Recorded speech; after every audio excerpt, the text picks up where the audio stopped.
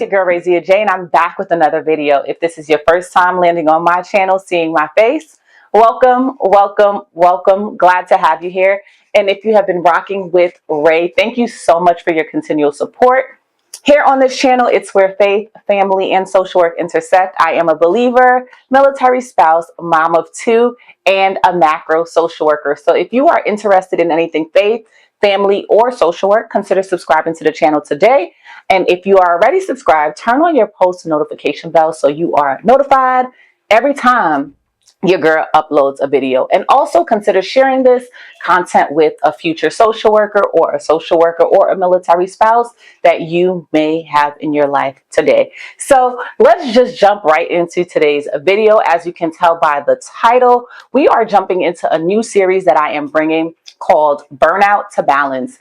I think it's really important for us as social workers to talk about burnout and what that looks like, how to recover from burnout, how to identify that it's burnout, and most importantly, what to do when the burnout is happening presently, right now, and how to navigate some of the challenges that come with that. So this series is a three-part series.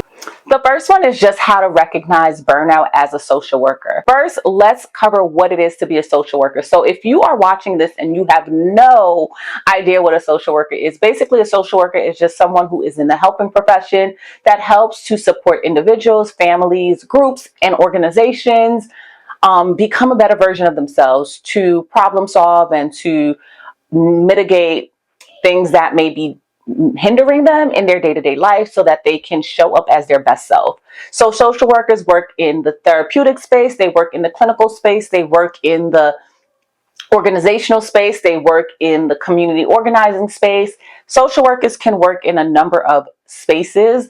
And for that very reason, I think it's important to identify what burnout may look like in every single one of those spaces potentially, and how to really say, hey, I'm dealing with burnout, or how to acknowledge that a colleague or a loved one may be dealing with burnout potentially. So that's a little bit about social work. So let's talk about burnout. Burnout is one of those things that impact social workers significantly.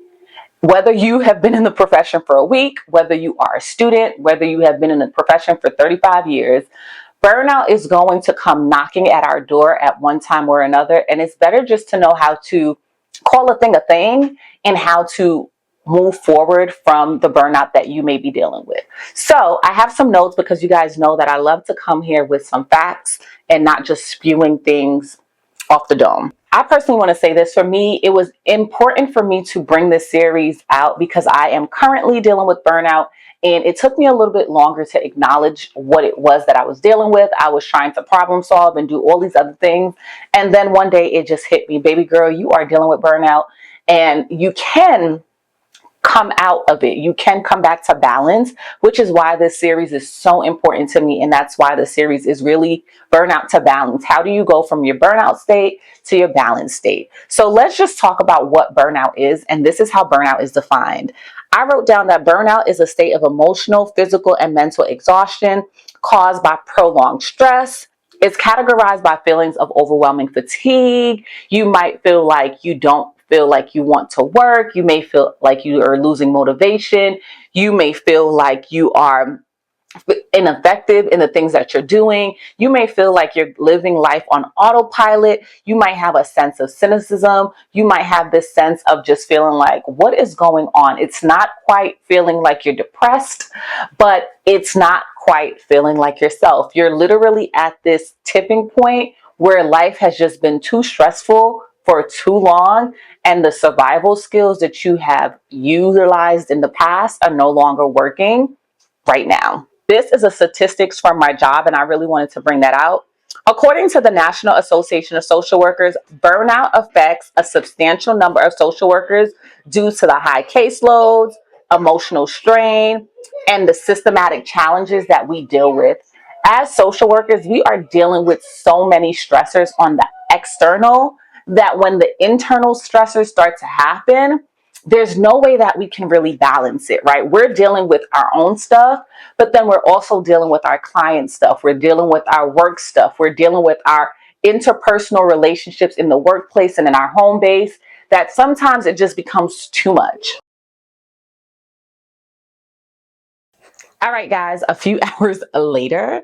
All right, so I'm going to try to jump right back where I left. So, the signs and symptoms of burnout are emotional exhaustion, depersonalization, reduced personal accomplishments. So, basically, you don't feel like your work is valuable anymore. So, if you were in a position or in the same position and you were putting out work, you were producing, I should say, you were producing work for your job, or you were producing content, or you were showing up for you were showing up for you were showing up for your clients. All of a sudden you start to feel like the work is not valuable and what you're doing is not good enough.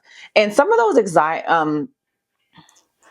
those feelings come from feeling ineffective or questioning if you are doing the right thing. And oftentimes, this particular symptom of burnout is when you're in a toxic work environment and it's a part of the culture is like micromanaging, where people are micromanaging you and just looking at everything that you're doing and literally shredding them to pieces.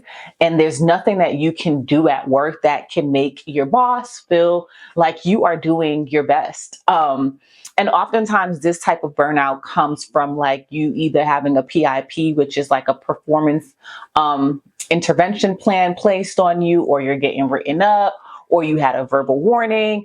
These are the ways that this type of burnout start to show up. But it can also just come from internal, right? Like if you are a perfectionist, it's easy for us to fall into this form of burnout where we feel like the work is now mundane. We're not bringing anything that is fresh and creative to the environment. And we start to question why we're here, or why we're at this workplace, or why we're doing what we're doing. And you might just start to doubt your own abilities, right? You start to question like, am I making a difference? And I know for me, as a recovering perfectionist, this is something that I personally dealt with, where I was like, am I really making a difference? Me showing up every day, is that helping? Is it helping my partners? Is it helping social work students? Am I bringing something to the table that is fresh and relevant? And those are some of the symptoms that these are some of the symptoms that I was really experiencing that helped me to identify that, yo, sis, you might be dealing with burnout. So I'm just going to tell y'all a backstory. I graduated from my master's program in 2022, and I started working at my internship. So this is the only thing I know when it comes to social work. Last year, there was some changes within like the structure and like leadership.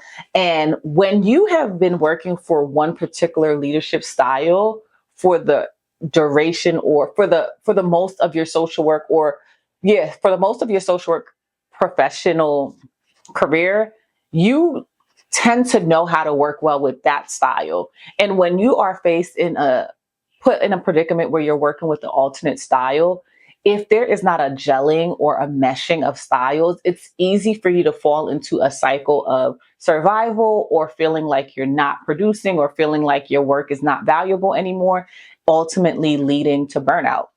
And I think for me, I am already a perfectionist, or I should say a recovering perfectionist. So it's easy for me to get in my head about the things that I'm doing, especially if the person that I answer to, or the person I report to, doesn't seem to be connected or engaged with what I am producing, or if they don't seem to care about the work that I'm doing. It's very easy for me to start doubting, like, is this work good?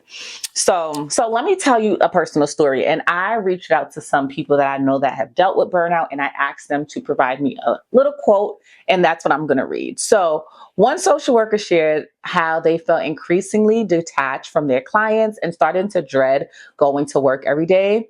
They realized they were experiencing burnout when their physical health began to decline. So yes, if you are dealing with burnout, you might see some physical ailments that show up, whether that's migraines, whether that's retaining water, so that's swelling, inflammation, insomnia, high blood pressure, anxiety.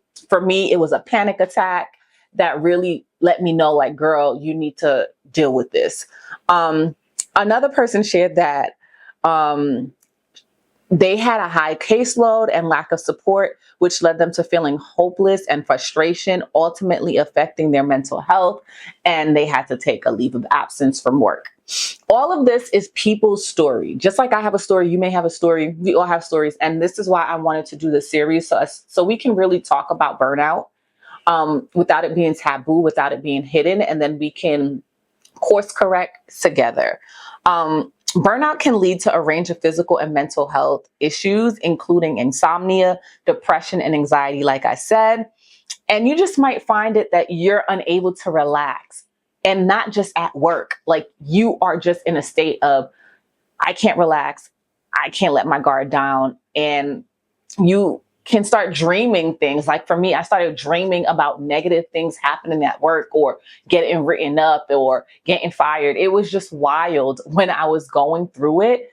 And I'm so happy that now I'm on this side of it, where I am breathing a little bit better, and I am just inhaling and exhaling, and I'm letting things go.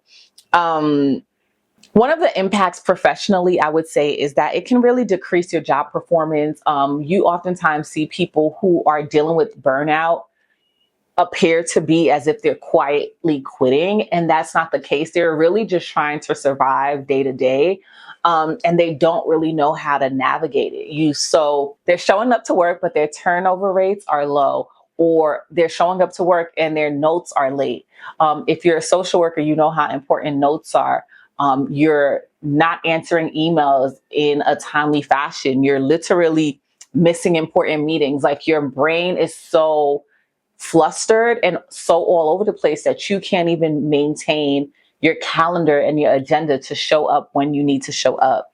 And just to end this off, we're going to do 3 parts, but this was just like some of the signs and how you can identify it in your own life. And for us to have a safe space just to talk about burnout in the social work profession without it being like this taboo thing. It's really important and crucial, I should say, for us to recognize that burnout happens to everyone. Whether you are new or older in the profession, burnout can happen to you. None of us are exempt from burnout. But if we take proactive steps, and we identify burnout early, and then we start to enter into recovery, we can come to a place that is really just balanced out, where we can show up as our authentic self and get the work that we need to do done, and support the clients and the families and organizations that we need to show up for. Next week's episode is really just going to be talking about some tangible self-care tools that you can utilize, and not just about the self-care aspect of it, but also asking for help, knowing if you need to get on medication or if it's something that you can course correct within yourself, and just some practical everyday steps that you can do so that you can overcome the burnout and get to a more balanced place. So thank you so much for watching today's video. I hope you really enjoyed it. If you have ever dealt with burnout personally, or you know someone who is willing to share their story, tell them to reach out to me. Let's talk down below about burnout and how it shows up in your life. Don't forget to like and subscribe, and also hit that notification bell so you're notified every time I upload a video. And until next time, let's keep the conversation going down below. Bye.